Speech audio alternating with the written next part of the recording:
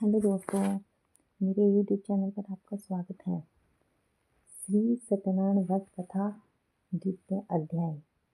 सूत जी बोले, हे ऋषियों, जिसने पहले समय में इस व्रत को किया है उसका पवित्र इतिहास मैं तुम्हें सुनाता हूँ। ध्यान से सुनो। सुंदर काशीपुरी नगरी में एक अत्यंत निर्धन ब्राह्मण रहता था। वह भूख प्यास से बेचैन हुआ नित्य पृथ्वी पर घूमता था। ब्राह्मणों से प्रेम करने वाले भगवान ने ब्राह्मण का रूप धारण कर उसके पास जाकर आदर के साथ पूछा, हे विप्र, नित्य दुखी हुआ पृथ्वी पर क्यों घूमता है?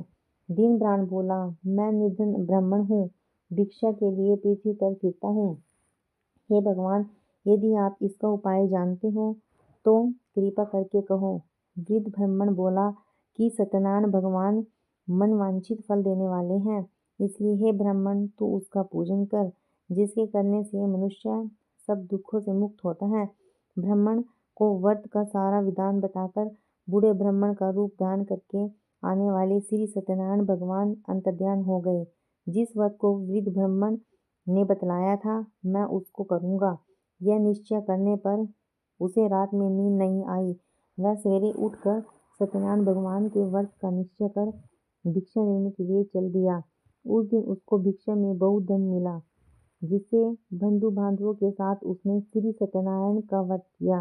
इसके करने से वह विप्र सब दुखों से छूटकर अनेक प्रकार की संपत्तियों से युक्त हुआ। उस समय से वह विप्र हर मास व्रत करने लगा।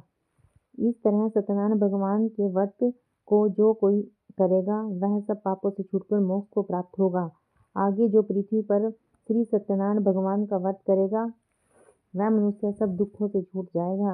इस तरह नारद जी ने नारायण जी को कहा, हुआ यह व्रत मैंने तुम्हारे लिए कहा है।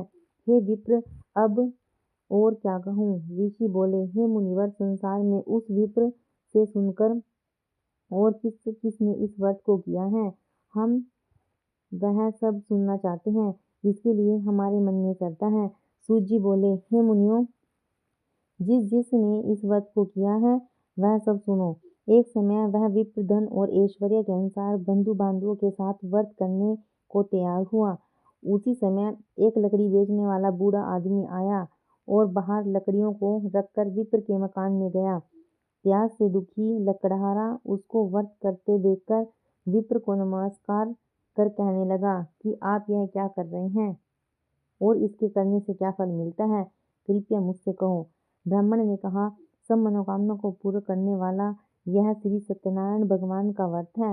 इसकी ही कृपा से मेरे यहाँ धन धान्य आदि में वृद्धि हुई है। विप्र से इस व्रत के बारे में जानकर लकड़हारा बहुत प्रसन्न हुआ। चरणामृत ले और प्रसाद खाने के बाद अपने घर को गया। लकड़हारे ने अपने मन में इस व्रत का संकल्प किया कि आज ग्राम में लकड़ी बेचने पर जो धन मिलेगा उसी से सत्यनारायण भगवान का उत्तम व्रत करूँगा। यह मन में विचार कर वह बूढ़ा आदमी लकड़ियाँ अपने सिर पर रखकर जिस नगर में धनवान लोग रहते थे उस सुंदर नगर में चला गया। उस रोज वहाँ पर उसे उन लकड़ियों का दाम पहले दिनों से चौगुना मिला।